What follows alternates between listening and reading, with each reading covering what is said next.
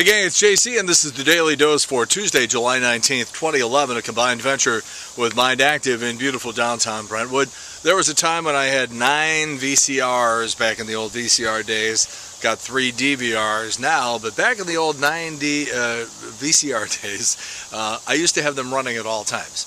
Hooked up to a bunch of different TVs, and they were always on. And so I collected tremendous amounts of little bits and pieces, news stories, TV commercials, little events in St. Louis that, for a long time I just had those VCR tapes in my basement. I had no idea what good they were ever going to be until, of course, the internet comes along and the Daily Dose. And so what we've done is we've collected a whole bunch of this stuff that I recorded from, 15, 20, even 25 years ago, and thrown them up on a couple of features up there, the Wayback Machine and the Video Village. And if you punch around, you're going to see everything from some old Bob Richards weather forecasts to Smash when he had hair and was skinny and was doing commercials when he was at Casey. Craig Hawksley, a local comedian who was doing a commercial as pretending to be Mike Shannon. You got the implosion of the old arena, just cool stuff like that. So that's all up there in those video archives, and you can check that out. Now right below what you're looking at is our eye candy feature. We archive all of that stuff too. That changes every day. And down in the corner here, our rock and roll poll question. Yesterday, which network evening newscast do you watch? And the number one answer, which was over 50% for a while yesterday, but at 48%, I don't watch a network evening newscast. Again, I'm stunned by that response. I thought everybody sort of got that national and international snapshot of the country every evening. Not everybody, most people did, and it turns out the overwhelming majority of you are not watching an evening newscast. That explains a lot. But NBC Evening News with Nightly News with Brian Williams was the number one answer. Next to that, that's at 38%. CBS Evening News with Scott Pelley at only 12%, and the ABC News with Diane Sawyer on Channel 30 here at only 2.1%. And again, when you don't have a local television news operation, even the network news is going to get hurt, and I think even the network primetime programming is going to get hurt. But that's the way they're doing stuff over there, and that's that. All right, so yesterday, pretty big scandal in the Catholic Church as a guy who was incredibly divisive when he was here in St. Louis, Archbishop Justin Regali. So he hands in his resignation, and basically it's in the midst of a scandal where there are people running around saying, hey, look, you guys were not doing nearly enough to try to corral these bad priests who are up to no good and molesting kids and doing something about it. And now there's a lot of people who say that what really happened was that Regali hit 75 and he's just sort of retiring. That's when they like you to retire, but I don't think anybody's buying that. But you never know. So that's our rock and roll poll question today. What's your take on the Archbishop Justin Regali scandal? A, they made him a total scapegoat. B, these kinds of things are complicated, I still believe in him. Or C, he finally got what was coming to him. Answer right there. We'll give you the results tomorrow here on the Daily Dose on the Big 550 KTRS, where Trish Gazelle and I reside every weekday from noon until 3 o'clock. And we've got Eric Mink on Tuesday. Monday, of course, we're doing that new show now with Al Raboski in the 1 o'clock hour. Wednesday, our Legal Eagle, Scott Sherman. We love this segment because there's always something going on in the world with legal ramifications, and Scott Sherman sorts it out for us. Thursday, a really funny day with professional comedian Joe Marlotti from right here in St. Louis. He's open for pretty much everybody there is in comedy. And on Friday, we have Smash, so that's the deal there. Speaking of people who are famous, and we were just sort of a minute ago, you have your famous people from St. Louis like Chuck Berry and Phyllis Diller and Vincent Price and stuff like that. And then, sort of like the next generation of people who came from St. Louis that were famous. And now, of course, you got Jenna Fisher from The Office and Norbert Leo Butz on Broadway. And you got all these famous people who come out of St. Louis. And, of course, the truth of the matter is there's famous people from every city in America. But, you like to claim your own people right here, as we do in St. Louis and on the St. Louis Walk of Fame in U City. So with all that in mind, this is a story that I've been trying to push on, the Post-Dispatch and on St. Louis Magazine, and nobody has ever expressed the least bit of interest in the story. For the life of me, I do not know why. His name is Chris Albers. You've heard me talk about him before. He went to SLU High. I met him in 1984 when he was a senior in high school. And he had me come down to a pep rally. And he wrote this elaborate pep rally. And I went in there and just blew the roof off the place for a SLU High football game on a Friday night against Vianney. And I went in there for the pep rally. It was just insane. So I stayed in touch with Chris over the years. He went to Fordham in the New York City vicinity there.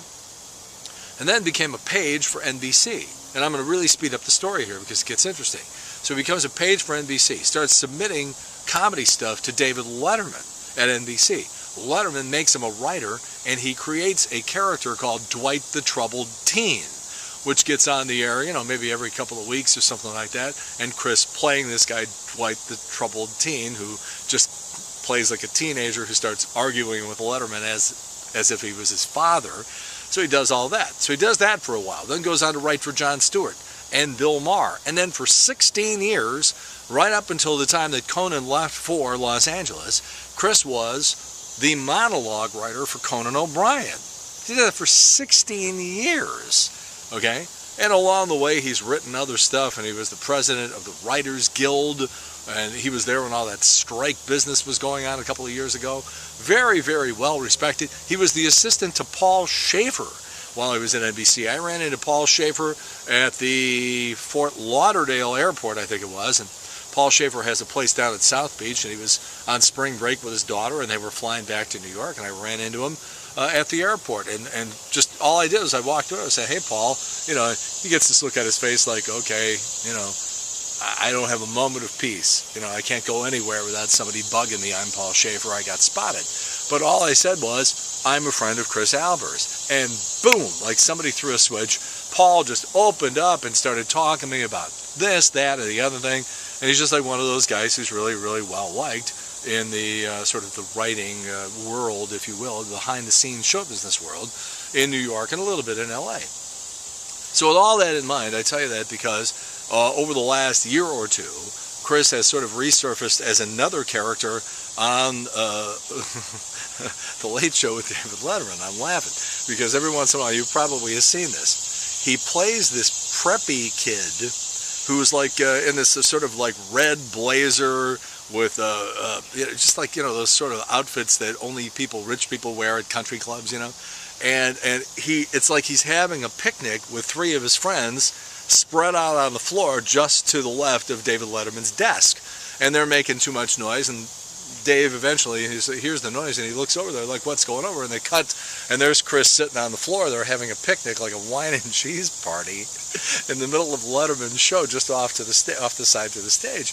And the Letterman ends up in a conversation with him, and Chris just insults the crap out of Letterman and then sort of storms off, and that's that.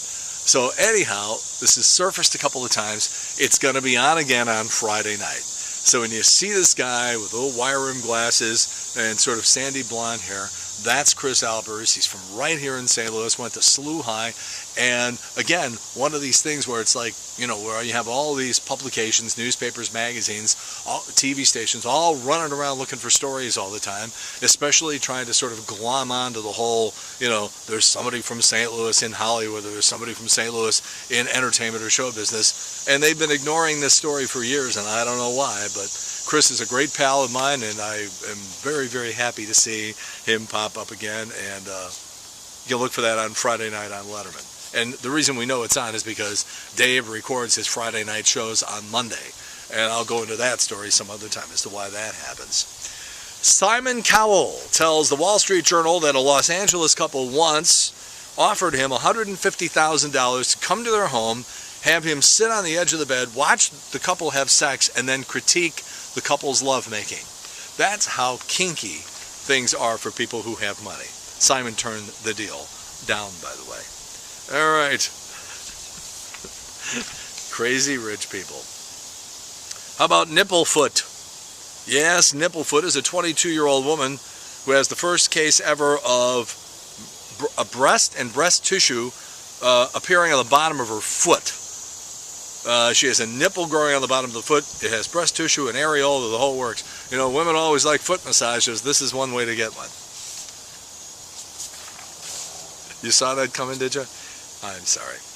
Stay away from cloth seats on your own car even, but especially like on public transportation and stuff like that. Microbiologists from Portland State University tested different parts of city buses and trains, and they found that the average cloth seat is home to about 80 colonies of bacteria. The only place worse than that was the floor, and only by a little more. Yeah. Woman claims she sees the image of Jesus in her Walmart receipt. Yeah, getting a great deal on an engagement ring and a NASCAR t-shirt is pretty heavenly, I have to admit. E.T. the Extraterrestrial was released on this date in 1982. And on this date in 1978, the soundtrack to the album Sgt. Pepper's Lonely Hearts Club Band. Not the Beatles one. This was the Bee Gees and Peter Frampton. And this was the thing that killed off Peter Frampton's career. There's hardly anybody bigger and was able to sell. Frampton Comes Alive sold something like 12 million copies. And then he did this thing with the Bee Gees as the fourth Beatle, along with the Bee Gees, and it just absolutely wiped out his career. 1978. That was pretty much the end of Peter Frampton. All right, JC's Eye Candy today. All right, so the year was 1977. It's always dangerous when you go looking at a box of old photos. You never know what you're going to find. 1977, Fort Wayne. My hair was like out to here. And Lorraine Newman of Saturday Night Live came in for an appearance at an auto parts store. JC went in with a camera. It's right below what you're looking at right now. I have no plausible excuse for the way I looked in 1977. And the other thing I can tell you is, you wouldn't believe how cute the girl was that I was with that night. How a woman looked at what I had going on my head and on my face in 1977 and said, I want a piece of that. Julie, Lechner, Miller, wherever you are, I never forgot. All right, JC's Rock and Roll poll question. What's your take on the Archbishop's scandal? Justin Regali run out of Philadelphia. A, they made him a total scapegoat. B, these things are complicated, and I still believe in him. And C, he finally got what was coming to him. That's our Rock and Roll poll question. Please answer. We'll give you the results tomorrow. That's it. JC's Daily Dose for Tuesday, July 19th, 2011, a combined venture with Mind Active in beautiful downtown Brentwood. And in the meantime, we've beaten this one to death. Have a good one. See you later. Bye.